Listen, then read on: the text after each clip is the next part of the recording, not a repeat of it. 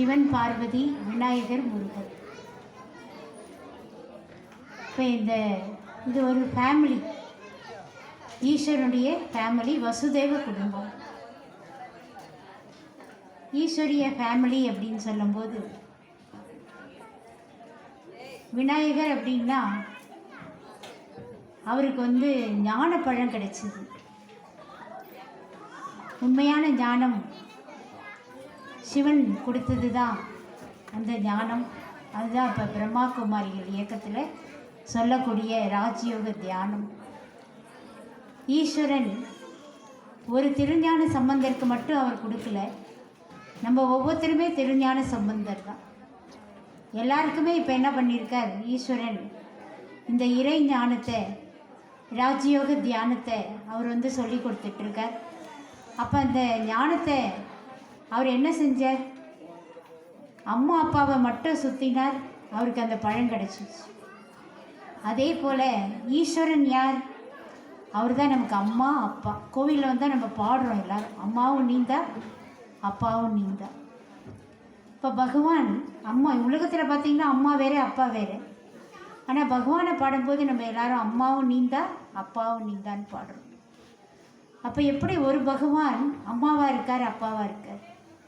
இதனுடைய ஆழமான தேவ ரகசியம் என்ன அப்படின்றத நம்ம இப்போ தெரிஞ்சுக்கலாம். சிவன் ஜோதீஸ்வர் ரூபமாக இருக்கார், நிராகார், அஷரீரி.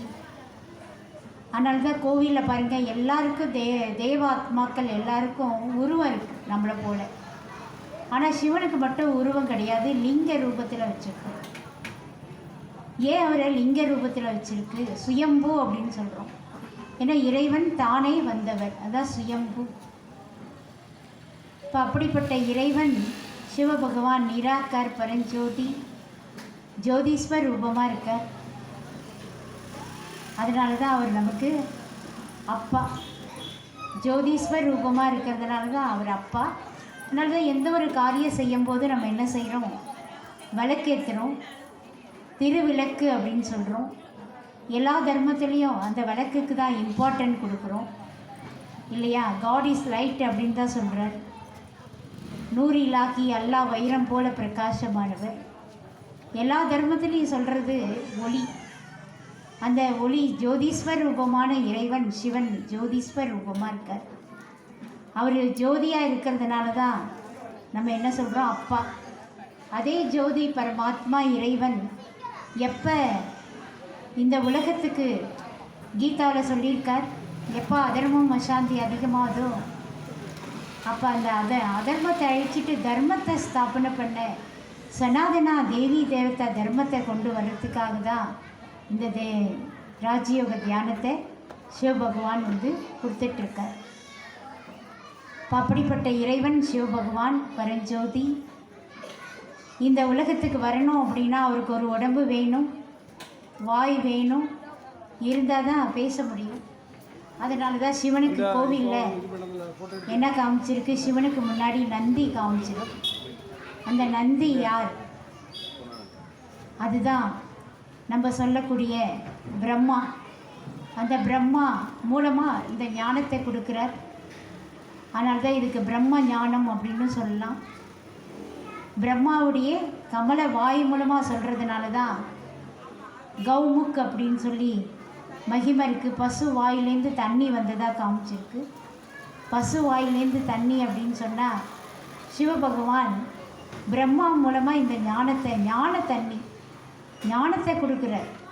அதுதான் பக்தி மார்க்கத்தில் கௌமுக் அப்படின்னு சொல்லிட்டு ஒரு கோவில் இருக்குது நார்த் சைடில். அந்த கோவிலுக்கு எல்லாருமே விஞ்சில் போய் தான் பார்ப்பாங்க, மலை மேலே இருக்குது. அப்போ இதெல்லாமே இன்றைக்கி சனாதன தர்மத்தில் இது எல்லாமே தத்துரூபமாகவே இருக்குது. இதனுடைய அர்த்தத்தை நம்ம எப்போ புரிஞ்சிட்டு தெரிஞ்சிட்டு நினைக்கிறோமோ அதனுடைய முழு பலனை அனுபவம் பண்ண முடியும். இப்போ சிவபகவான் அவர் பரஞ்சோதி. அந்த பிரம்மாவுடைய உடம்பில் 1936 என்றார், பிரவேசமானார். அதனால் பிரம்ம தத்துவத்தில் இருக்கிற நிராகார் சிவஜோதி எப்போ அவருடைய உடம்பில் வந்தாரோ அப்போ தான் பிரம்ம தத்துவத்திலேருந்து வந்த அம்மா. அதான் பிரம்மா அப்படின்னு சொல்கிறோம். ஒரு பிரம்மாவுக்கு இத்தனை குழந்தைங்க எப்படி இருக்க முடியும்? பிரம்மா கமல வாய் மூலமாகவே நம்ம எல்லாருமே என்ன பண்ணியிருக்கோம்? ஜென்மம் எடுத்திருக்கோம். அதான் பிரம்மா மூலம் படைத்தல். சிவபரமாத்மா பிரம்மா மூலமாக நம்ம எல்லாரையுமே என்ன பண்ணியிருக்கார்? அடாப்ட் பண்ணியிருக்கார். அப்போ பிரம்மா நமக்கு அம்மாவாயிட்டார். சிவபகவான் அப்பா, அவர் நமக்கு அம்மா. ஏன் அம்மா அப்படின்னா ஞான பால் கொடுக்குறார், அதனால தான் அவர் நமக்கு அம்மா. இவ்வளோ ரகசியம் இதில் அடங்கியிருக்கு. அப்போ சிவபகவான் அக்கிட்ட ஈஸியாக அவர் என்ன செஞ்சார்? விநாயகர் அந்த ஞானத்தை அவர் அம்மா அப்பாவை சுற்றி கிடச்சிது. ஏன் அப்படின்னா அவர் அம்மா அப்பா அப்படின்னு ஏற்றுட்டார் மனப்பூர்வமாக. அதை தவிர வேறு எதுவும் உலகத்தில் இல்லை அப்படின்னார். எப்படி பிரகல்நாதன் எனக்கு அவர் தான் அப்பா, வேறு யாரும் இல்லைன்னார். அதுபோல் நம்ம எல்லாருமே பகவானை நினைக்கிறோமா?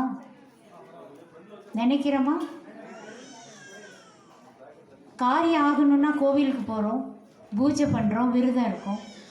காரியம் முடிஞ்சவுடனே நீ யாரோ நான் யாரோ அப்படி தானே இருக்கோம். அப்படி இல்லை. சதா சிவனை நினை. சதா எப்போ சதா அவருடைய நினைவில் இருக்குமோ அப்போ நமக்கு துக்கம் வருமா? கஷ்டம் வருமா? இன்றைக்கி ஏன் இவ்வளோ துக்கம் கஷ்டம் இருக்குது? சதா அவரை நம்ம நினைக்கிறது இல்லை. தேகதாரிகளை தான் சதா நினைக்கிறோம்.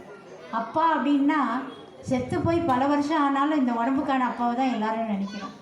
ஆனால் பகவானை பாட்டு பாடுறமே தவிர அந்த